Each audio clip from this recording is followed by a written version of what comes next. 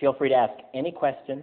Play devil's advocate. Make it as hard as you want, because the most important thing each one of us can do is prepare ourselves, arm ourselves, read a little bit online, read the book. You can read the book online.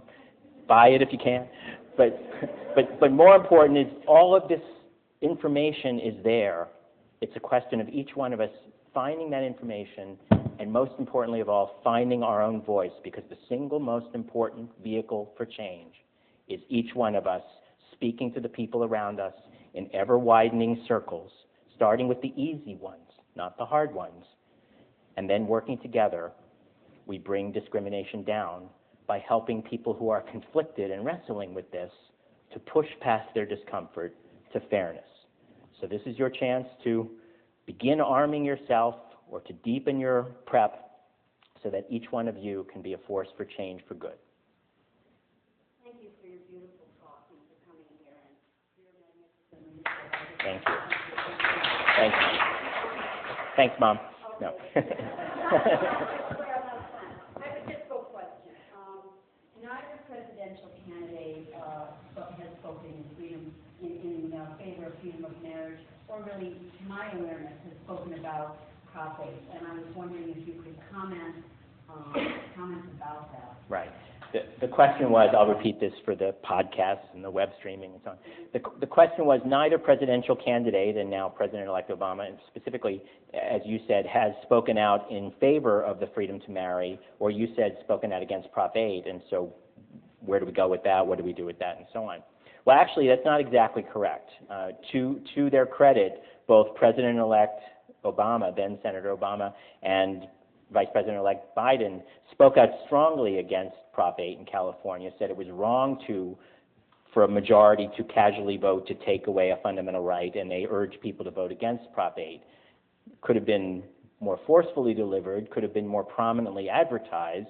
There was a great deal of confusion, and to their shame, the anti-gay campaign, the Yes on 8 crowd, deliberately tried to confuse voters by putting out flyers and television and radio ads suggesting that Obama in particular, because they were trying to reach people who they viewed as likely Obama voters, that Obama wanted people to vote yes on 8, which was not true, and he had explicitly said that, but that was then. The question going forward is, relevantly this, it is true that more and more political voices are being heard in support of the freedom to marry and full equality. We've seen governors of states such as Governor Patrick in Massachusetts, Governor Patterson in New York, even now Governor Schwarzenegger, somewhat inconsistently, clearly against Prop 8. He wants the court to strike it down. He then will sometimes say, I personally, in his view, will say, I think marriage should be for different sex couples, but I believe gay people should have the freedom to marry. I don't want to impose this on anyone. So you kind of make of that position what you will. He's clearly coming down on the right side, even if he's not saying it as clearly as he could. And that goes to the real point. Too many political leaders don't say what they really believe. And they don't say what actually people know they really believe. And they think somehow they can get through that. One of the lines I often will say is that the Democratic Party, because it is clearly against measures such as Prop 8 and discriminatory measures, it is on record as being opposed to these kinds of discrimination. In many of the state Democratic parties, the party has come out in support of the freedom to marry, and in the Democratic platform, though it wouldn't say the words, it called for full and complete equality. So the Democratic Party, in essence, is the party of gay marriage, and everyone knows it except the Democrats.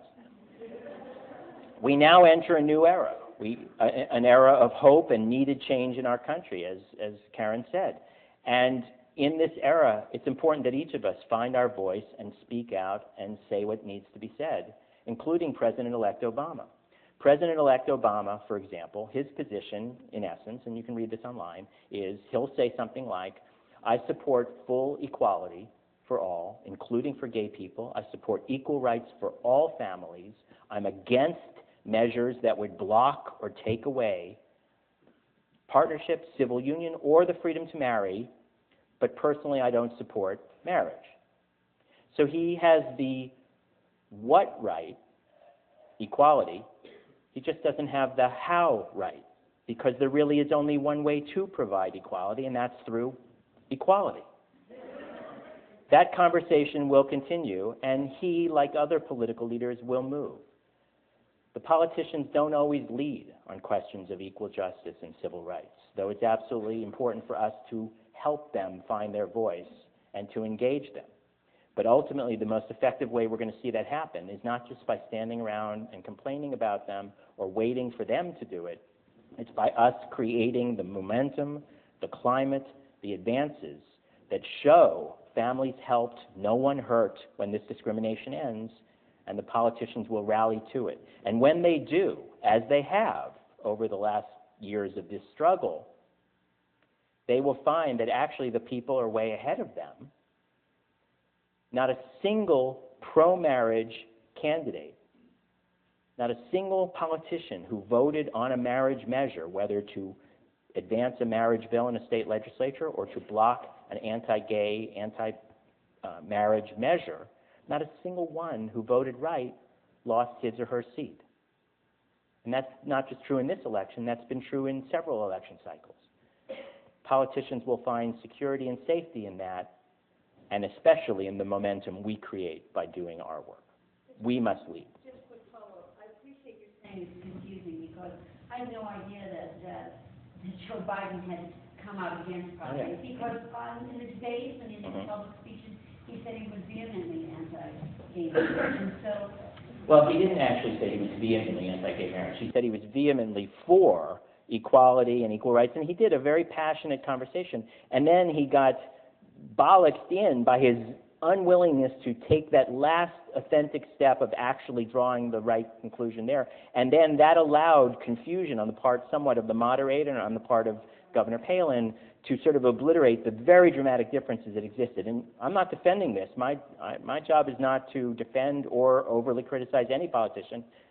They all have a chance to speak, and it's our job to help them to speak and be clear. But when they're not clear, it does enable that kind of confusion to exist, and that's one of the messages that needs to be